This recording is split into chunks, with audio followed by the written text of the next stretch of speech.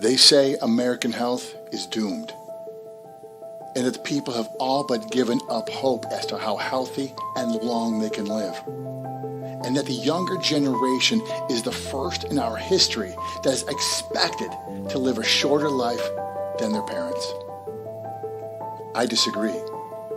I truly believe we all can live a long, healthy, and vibrant life, and that the legacy we leave behind is rooted in our health. My name is Dr. Otto Janke, and my job is to listen, learn, and ask the questions for your longevity. Each episode, we will push your understanding of just how great you can be by connecting with the leaders, outsiders, and thought-provokers who will challenge your own ideas and limitations. And then perhaps we can ignite a bonfire in you for the best you. What was once just an idea for me has become an all-consuming passion. So join me on this mission to help make us all better. And welcome to the Empire Longevity Podcast.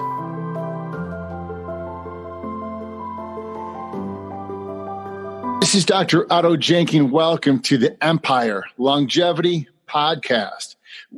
We have a really, really unique guest on today. And to say that this lady has gone through a change would be an understatement. And I'm going to let her tell the whole story because it's kind of unique. And it's really kind of almost anti-way the vast majority of people think right now. So my great guest today is Dr. Amanda McDowell-Kilian, all the way from Tulsa, Oklahoma. How are you today? Yes, thank you. I'm great. How are you? Thanks for having me. I couldn't be any better. So we met a couple years ago through chiropractic. And first of all, where'd you go to school? So I did my undergraduate work at the University of Kansas, and then I went on to Cleveland Chiropractic in Kansas City. University of Kansas. What's their mascot? Jayhawks. Oh, you're one of them. Rock Chalk. I am one of those. Rock Chalk. Oh. I'm sorry, we're going to have to cancel the whole discussion right now. You must not like winning. Oh, that's it. That's it. Yeah. Okay. Here we go. Gloves are off now, sister. The gloves are off. Yeah, I know. Why did you get into chiropractic? You know, I wish I had one of those great stories around it. I didn't grow up with chiropractic. I did know I wanted to do something health related. And I had a friend reach out to me when I was taking a year off between undergrad and trying to figure out what my next step would be. And he said, why don't you just look into this? And so at that time you went to the library to research. So I went up there and looked it up, and I thought, I'm going to give this a shot. And it was, the best decision I've made. I absolutely love chiropractic. Awesome. And how long have you been in practice? Well, I had a private practice for 10 years, and then I recently sold my practice August 1st, actually. So I felt called to be staying at home with our two young kids. Sure. So I'm doing that right now. And then my husband keeps reminding me chiropractic's always there, but they're only going to be little once. So I can go back whenever. Absolutely. Absolutely. That's, you can't ever make up for that time. That's exactly. They grow fast. So tell our audience, what was the major change you made in your life recently? So what I decided to do was I decided to have my breast implants removed, and I had that done on May 9th of this year. And that was a decision that I made to get them when I was 19. So they were almost 18 years old, and they started causing me health problems. So you had them for 18 years. Yes. And what was the major signs that were really showing up to you, and how long ago did those show up? So for years, I had just on and off non-specific symptoms, and I would go to different specialists, and I would never walk away with any sort of answers. It wasn't until August of 2017 that something visible showed up that the doctors could actually see and say, okay, there is something going on. And at the time, they just didn't know what it was. Basically, that day, it was August 5th, we were on a vacation, and I came down from the mountain And I noticed this just big red tender nodule on my leg. And I had no idea where it came from. And within 2 weeks, I had had an ultrasound. I had been on a round of antibiotics. They thought I had cellulitis. And the day of my ultrasound to rule out a blood clot is when it started affecting my right shin. So I was eventually diagnosed with a condition called erythema nodosum. You want me to explain that condition? Absolutely. So the erythema nodosum is, if you're ever diagnosed with it, there's always something underlying. And so the goal behind it is you want to find what triggered it. And what erythema is, I'll just call it EN for short. You get these hard, tender, red, painful nodules, and they mostly you're affected knees and below. They can come up anywhere on your body, but they do affect the lower leg most often. And that's where I was affected. And so I went through all the tests. I had chest x-ray, brain MRI, tons and tons of blood work looking for autoimmune markers, inflammatory markers, and everything was coming back normal. Wow. So I ended up talking to, being in the profession we are, we have different connections with different types of providers. And so I spoke to a rheumatologist that was out of state. She advised that I see one locally. So I sent all of my stuff to a local rheumatologist, and I get a call from their office saying, I'm sorry, she's not going to see you. You need to rule out cancer, irritable bowel disease, or infectious disease. So I'm sitting there going, okay.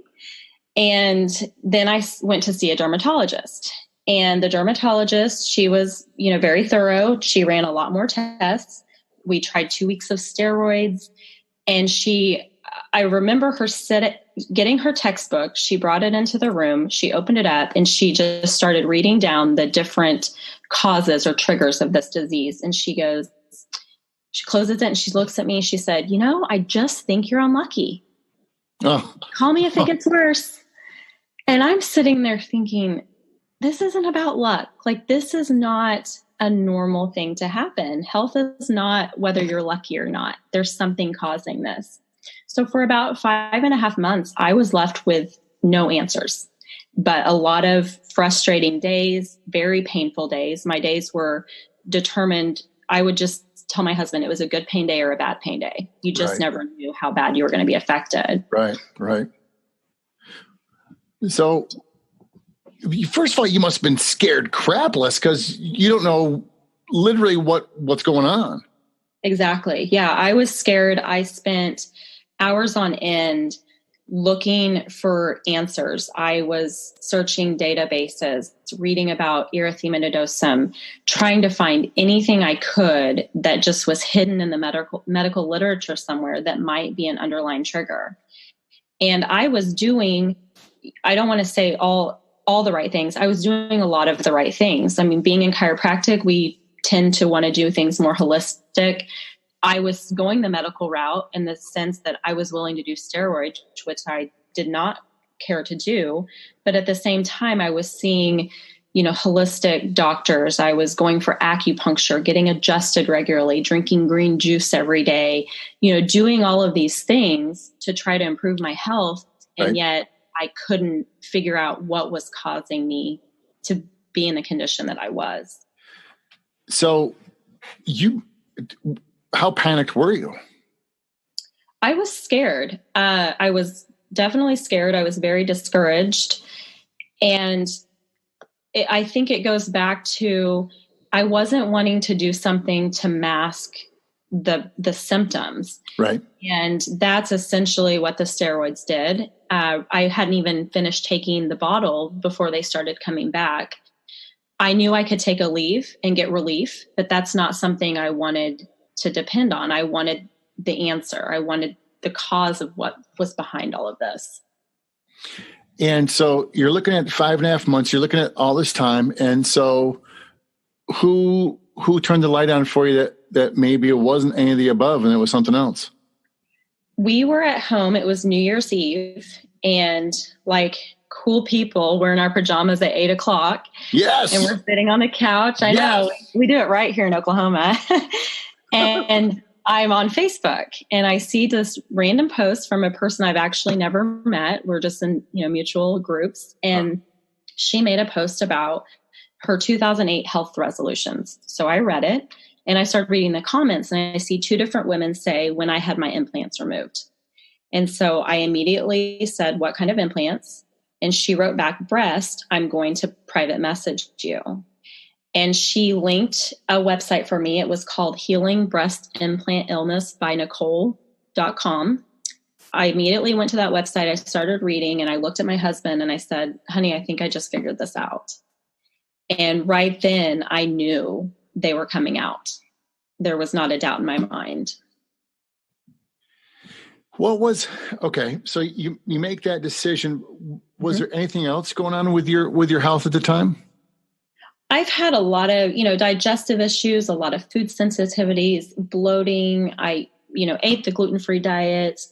I started getting, just with the nodules themselves, my ankles would start swelling too. So by about 2 weeks before I actually explanted, my ankles looked like I was 40 weeks pregnant in 105-degree heat. That's how swollen they got. And with the eruptions too, you have a lot of flu-like symptoms. So It was, you just had this generalized achy, unwell feeling and extreme fatigue. How could you not? Would, come where you just feel like you can't think straight. You can't talk straight. It was a hard way to describe to people how you feel when they couldn't actually, they could see what was going on with my legs, but they can't see, the insides of you and how you actually feel, because when you've got two young kids, you just keep going. Sure. And especially at work too at the time. Absolutely. Sure. So you have all these number of things going on. And so when do you think the first symptoms, when you go back, and I'm sure you could overanalyze this tremendously, but when do you think the first symptoms started to show up? I think the first symptoms were so I got these done right at the beginning of August of 2000. And I think the first symptoms started the beginning of October of 2000. Really? I do. Now that I'm able to look back, I got really, really sick and I had no answers. I vividly remember I was nannying for a little boy. I had him on a changing table, and I ended up taking him off the table, setting him on the ground, and I just went to the ground. I called my parents. I said, something isn't right. I just can't. It's like I don't even have the strength to stand right now. And my parents came over. They took me to the hospital. They ran test after test. And it was, well, I think you maybe got, just a random virus because your boyfriend was across seas and maybe he brought something back. But yet no blood work or anything supported that. I believe now my body was rejecting them from the get-go. I just didn't know. Wow. Wow. So what was you must have thought going into the whole initially to get them in that you're going to be like the other thousands of people we hear on TV, that it's just absolutely a life-changing, beautiful thing. Yeah. When you're 19, you don't have a lot of forward thinking skills. I don't think at that time. The details that I remember around it, one is I grew up next door to the plastic surgeon. So I had that relationship with him, and then his wife was his nurse. So there was a comfort level there. Right. Probably I was more inclined to even do something at that age because I did know them so well. Sure. I remember being told you'll need to replace these in 10 years. Well, 29 to a 19-year-old sounds very, a long ways away. And I remember asking if I would be able to breastfeed because I knew that would be something important to me. And they said, oh, most definitely you can breastfeed. So those are just things I remember around that time. My parents tried to talk me out of it multiple times, but they couldn't really stop me since I was technically an adult and I was paying for it. So right. I wish I wouldn't have. Right. What, why do you need to replace them in 10 years? Well, you get mixed opinions on that. The manufacturers say that the implants themselves start breaking down, and so you need to replace them. I did meet with a plastic surgeon who happened to be a friend probably about 3 years ago. And she actually told me that unless there was something wrong with the implant, a leak or something like that, I didn't have to just replace them to be replacing them. And so make sure you're done having babies before you do anything. And so thankfully, she did give me that advice at that time, because I didn't go in and do anything because I had another child. And so, but the thought is that the implants start breaking down. They're made up of a bunch of harmful chemicals, heavy metals, and that's going to be circulating in your body. Wow. Wow. Yeah. At 19, that 29 is astronomically long ways away. That's amazing. It is. Yeah. So you go through this, and you are almost 10 years, you're 9.5 years of having different symptoms that are affecting you in different ways, and you really can't pinpoint anything. Am I correct? Right. Mm-hmm. And so then you get down to this, the EN, and that's affecting you, and you're not sure if you have some kind of chronic inflammation or you have cancer. Yeah, you don't really know. I'm told, to rule out those three conditions. You just don't know what it is, because, when you're trying to diagnose an autoimmune condition, for instance, they're going to look for the RA factor, right? Or the ANA, I should say. So ANA is coming back negative. So they're ruling out things, but they're also not able to rule anything in by my blood work. Right. And that was what was so frustrating. Had to be. Absolutely had to be. So that one night you decide, okay, this is what we're going to do. So how did you actually make the confirmation of that when you were in your PJs at 8:15 at night? What was the confirmation that you finally made that, yeah, this is it? Well, that night is when I made the decision, and my husband, knowing how I'm a big researcher on different things, when I get interested in something, he said, please, just whatever you do, don't start researching this obsessively. And I'm going, okay. And then he'd leave the next day, and I'm, on the computer nonstop. Of course. What I ended up doing was getting on the Facebook group, which is Healing Breast Implant Illness by Nicole. There's a big Facebook group. There's actually over 50,000 women on there now. And I started just reading other women's stories. And it gave me comfort seeing not only that women have healed from taking these out, but also that other women were going through not the exact same thing I was, because all of our stories are different, but yet they're all the same, in that our bodies are rejecting these in some way or another, and our health has been negatively affected. And you don't feel as isolated when you start surrounding yourself with other women that are going through or have been through what you are going through. Right. So I did that. And then I also, I spoke to a guy by the name of Jeff Rose, and he is the concierge. He only deals with explant patients for the surgeon that I ultimately ended up choosing down in Jupiter, Florida. And the reason why he became so passionate about it is his wife became very ill from her implants.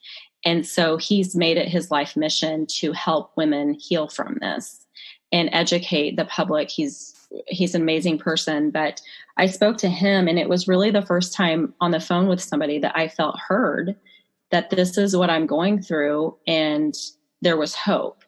And so I chose my surgeon, and then you have to book, depending on who you choose. Some surgeons book, 6 months in advance. So you just get on their list and you wait. So is it difficult finding someone who will do that?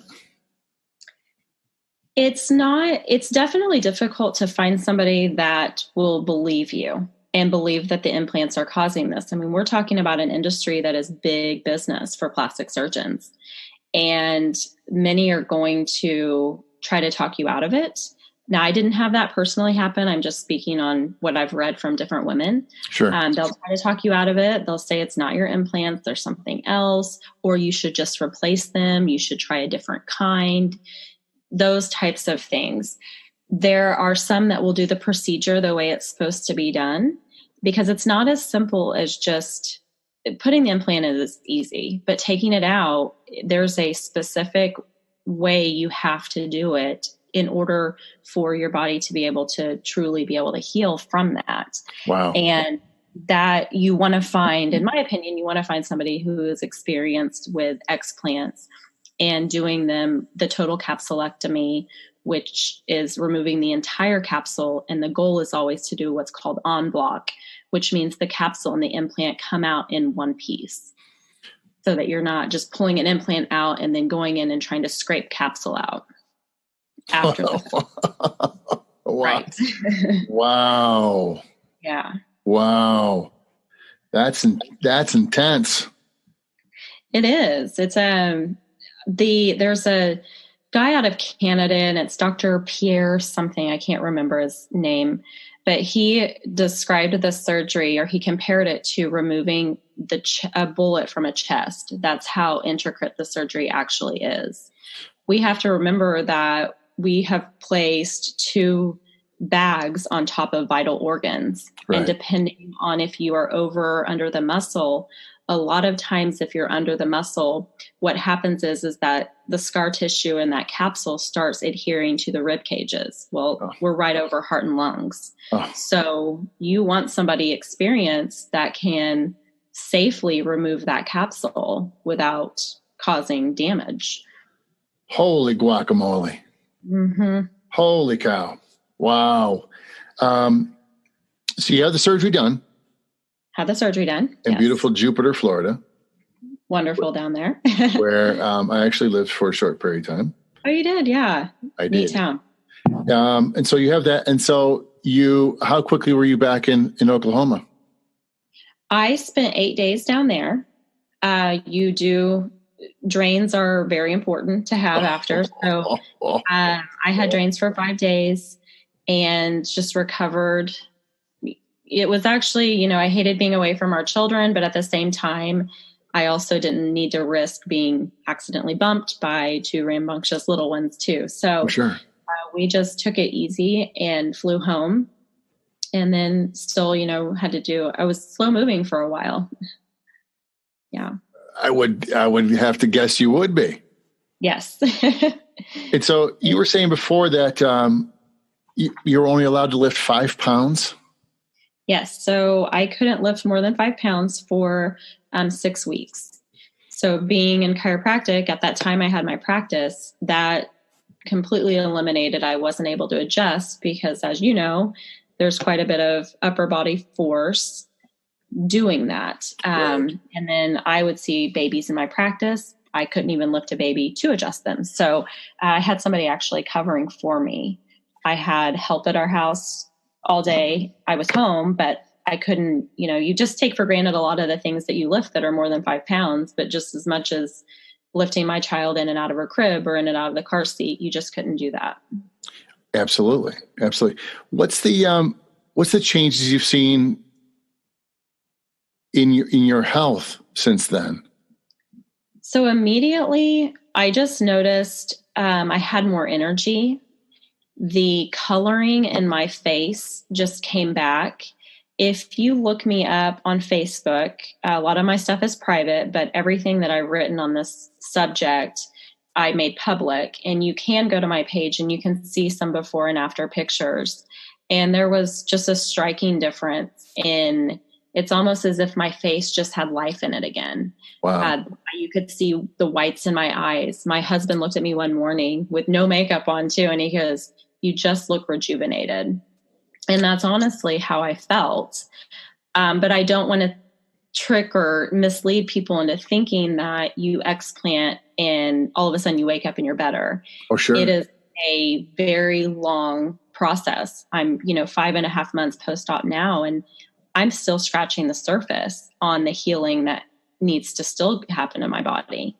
My erythema nodosum my left leg is completely clear. I have one flare on my right knee that is just holding on right now.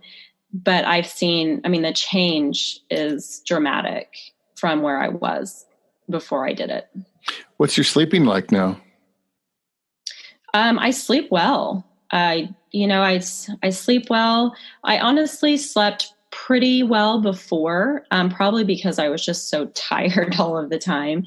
Sure. I just didn't have the energy, and the fatigue I've noticed I had a lady that explanted before me, and she said, you just have to understand that you're going to have your down days still, but just keep going because you'll see the light again, but it's just all part of the healing. And that's what I have found to be true. So the fatigue days are less than they were, and they're not as severe as they were, which has been great, to feel like you can function. And the pain, I mean, it's nice not waking up where your legs feel like they're going to split open every day. And that's how it felt. Wow. Whew. That's it's amazing that, do you know any kind of stats how many women they anticipate are having even close to the same things? I don't. I think, in my opinion, I think anybody that puts, and I don't just say this with breast implants, our bodies are intelligent. And if you put something foreign in them, your immune system will react to that. Now, to what degree and for how long it will sustain before your body starts breaking down, I think there's going to be varying factors on that. And genetics will play a role as well. But right. I do believe that this opened my eyes to even changing the way I looked at some of the women that came into my practice that I believe were affected by their breast implants. Because you have what I had to keep reminding myself is that I don't blame all my health, where I am health status wise, on my implants. Decisions from way back when are going to affect us later on in life. But I knew that they would have been a barrier to my body's ability to heal. So had I not gotten them out, I would have never been able to reach the potential to wherever I end up with them being in my body, because my immune system was constantly on high alert to foreign objects. Sure. Absolutely. I mean, how could it not? How could it not? Right. Amazing. Absolutely amazing. So this is actually a beautiful time of the year because it's winter time, and just like a bear, you can actually have some downtime for the next couple of months, couldn't you? Yes. Yeah. I'm looking forward. I love winter. I love hibernating. My husband, I'm just a big homebody most of the time. So I love this time of year, and just, I'm very thankful that I have that part behind me. Oh, absolutely. At 29, I mean, you're just starting too. No. The 29 was the 10-year mark of when I had them. So I'm 30, almost 38 next week. Oh, I'm sorry about that. Still 38. You're just. Yeah. So I had it for 18 years. You're just starting again. Yeah. Starting to get really close to 40 is what's happening. That ain't nothing, sister. Yeah. So what's the outlook for yourself for the next 62 years? Yeah. This has been a definite process. I've had to really learn to show myself grace for the decision that I made back then, because you feel a lot of regret. Even though I was young and I say ignorant at the time, you still think, gosh, why did I do this to my body? And then I look at my two young girls and I think, how do I help them to not make the same mistake that I made, and to just really love their bodies and love who they are, and not feel the pressure of society to do something so drastic. Oh, sure. And I'm working with this naturopathic doctor. We're on month 2 of a minimum of a 6-month protocol. So I still have a long ways to go with that. And I just hope to take better care of myself. Wow. That's a lot to go with. And it's a lot you have been through already. Yeah. And this is just part of my story. And I've never wanted it to come across that what I've gone through is more severe than, some people are in dire health situations right now. And, but I've always said that since going through this, I've wanted to speak out and help other women, because had I not seen that post that night, I could be in a totally different position than I am now. And so I'm so thankful that being a Christian, I thank God I saw that. I thank God that I was able to find the surgeon that I found and connect with the amazing women that I have. And that's why I've decided to speak out about something that could seem more, private to some people, because women need to know. And I would hate for somebody to go through what thousands of women are currently and have gone through when they don't have to. Absolutely. Absolutely. Amanda, if people wanted to contact you, how can they do that? The best way is I would look me up on Facebook. Sure. So my name is it's Amanda, and then McDowell is McDowell, and Kilian. So -Kilian is Kilian. And there you can actually look at the posts I've made about it. So you can see some of the pictures of things I was talking about. And then also you can private message me, and I would be happy to help anybody in terms of surgeons and just, what to pack when you're prepping for surgery and you're going to surgery.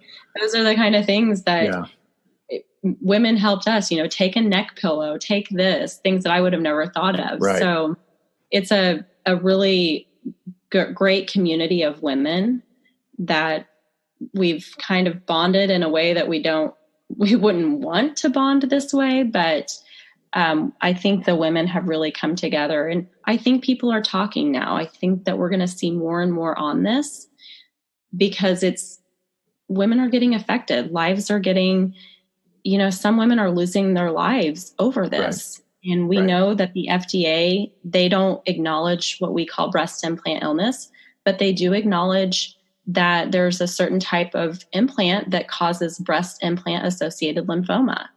And if they can acknowledge that a breast implant causes cancer, why couldn't it cause other autoimmune type issues? Absolutely. That's absolutely idiocy that it wouldn't be considered any other way. Right. That's amazing. That's amazing. Oh, that was a lot. It's a lot. It is. But, I appreciate you being willing to, allow someone to speak about this, because it is taboo when the majority are not talking about this or acknowledging that it's happening. It's taboo until it happens to happen to someone that you know or someone that you love. Then it's no longer taboo whatsoever, and it's just it's a matter of process of information and putting that information out there. And we have the opportunity now. And I thought first of all that I know you and that the story is incredible. But, just like you, wondering how many other hundreds, if not thousands, or maybe millions of women. I mean, how many plants are put in every year? I mean, it must be a staggering amount. A lot. And how long have they been going on for? You just put those numbers together, you start going, holy guacamole. But just thinking about that, and the women who are embarrassed, who say, well, I don't want to talk about this because of, and fill in the blank for that. But I think if we need to start opening up that door and say, listen, if it affects you, it affects me, and it affects someone else that we know too. Exactly. Definitely. Awesome. Amanda McDowell-Kilian, thank you so much for just a great life, a very inspiring story. And it's so great to know that you're on the other side, and maybe the steep climb isn't as steep as it was before. I hope not. I do hope not. No. Yeah. A lot of gratitude for sure. So. Absolutely. Amanda, I appreciate your time. I appreciate your love, and I appreciate you just being you. Yeah, I appreciate you too. Thank you. I hope someone gets in contact with you and you can actually pay it forward for them too. I hope so. I've had many women already reach out to me just from my Facebook posts. So it made it worth it for sure.